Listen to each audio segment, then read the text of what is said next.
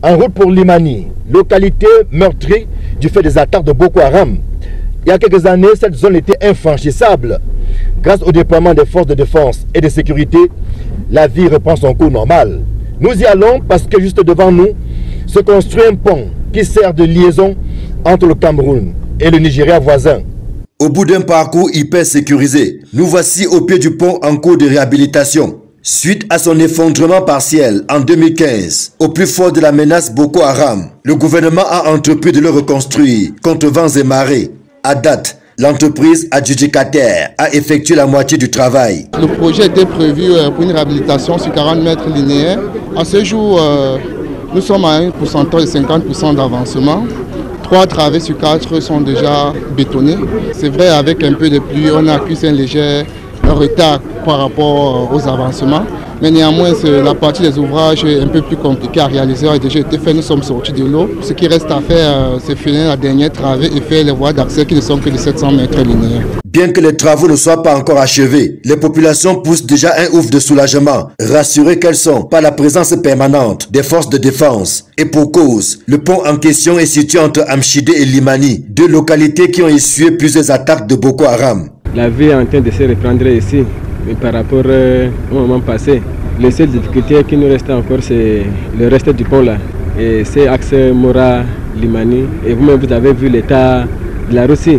Nous sommes en train de vivre vraiment une émotion de joie. D'autant plus que la sécurité est en train de revenir. Les gens même qui sont en face sont en train de laisser les armes pour nous rejoindre. Nous sommes sûrs que la vie va reprendre.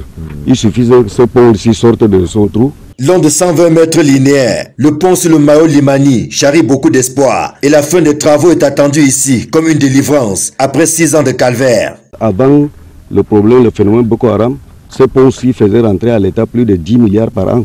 On a eu même la lettre de félicitations de son Excellence M. Paul Biya en 1993-14. Ce pont de Limani est le poumon de l'économie de la région de l'extrême nord. Nous remercions le chef de l'État qui a dépêché M. le ministre des Travaux pour venir. Et en plus encore après cette visite, il venait de nous déclarer qu'il a vu l'état de la route de Limani. C'est pour vous dire que beaucoup de choses vont se réaliser. Reste à résoudre l'équation de la route qui relie Mora à Limani et dont la forte dégradation laisse à désirer. Le ministre des Travaux publics place son aménagement au rang de ses priorités. Je voudrais féliciter nos compatriotes des forces de défense et de sécurité qui sont ici et dont la présence fait en sorte que ces travaux s'exécutent bien. J'ai vu que les travaux avancent bien et j'ai vu aussi l'état de la route Mora-Limani. Je tiens à vous dire que nous allons aménager aussi la route. Nous allons aménager la route, faire en sorte qu'après le pont de l'autre côté, que la route aussi passe. Amchidé et Limani, où nous nous trouvons, ont été rendus tristement célèbres par les attaques de Boko Haram. Grâce au déploiement des éléments de nos forces de défense, la vie a repris son cours normal ici. La réhabilitation de ce pont participe de cette reprise sereine de la vie.